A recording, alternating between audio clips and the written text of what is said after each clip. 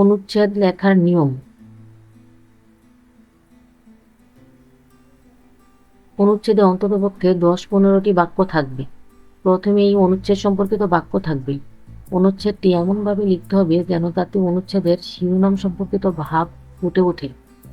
অনুচ্ছেদের বাক্যগুলো এমনভাবে সাজাতে হবে যেন এর পূর্ববর্তী ও পরবর্তী বাক্যের মধ্যে সম্পর্ক থাকে, অর্থাৎ বাক্যগুলো যেন সুসংবদ্ধ হয়। সবশেষে সমাপ্তি ও মন্তব্যসূচক বাক্য থাকবে। আমাদের এই বাংলাদেশ। আমাদের দেশের নাম বাংলাদেশ। এটা দক্ষিণ এশিয়ার একটি ছোট দেশ।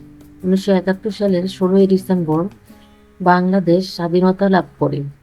এর আয়তন প্রায় ১,৪৭,৫৭০ বর্গ কিলোমিটার। বর্তমানে লোক সংখ্যা প্রায় ১৭ কোটি। এখানে প্রতি বর্গ কিলোমিটারে প্রায় ১,১১৫ জন লোক বাস করে। বাংলাদেশ প্রকৃতির লীলাভূমি।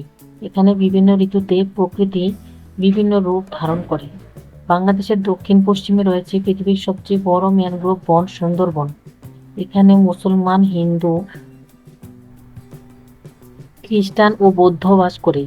এছাড়াও বহু নৃগোষ্ঠীর লোক বাস করে। বাংলাদেশ কৃষি প্রধান দেশ। এদেশের প্রধান ফসল হচ্ছে পাট, ধান, আখ, চা প্রভৃতি। এদেশকে নদীমাতৃক দেশও বলা হয়। পদ্মা, মেঘনা, যমুনা, ব্রহ্মপুত্র এর প্রধান নদী। চট্টগ্রাম, মোংলা ও পায়রা বাংলাদেশের ৩টি সামুদ্রিক বন্দর। ঐতিহাসিক স্থান হচ্ছে ঢাকা, ময়নামতি ও মহাস্থানগড়। ঢাকা বাংলাদেশের রাজধানী।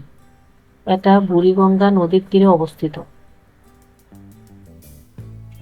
বাংলাদেশের মতো এমন নয়নাভিরাম দেশ পৃথিবীর আর কোথাও নেই। তাই বাংলাদেশে জন্মগ্রহণ করে আমি গর্ববোধ করি। Subscribe please. Thanks for watching.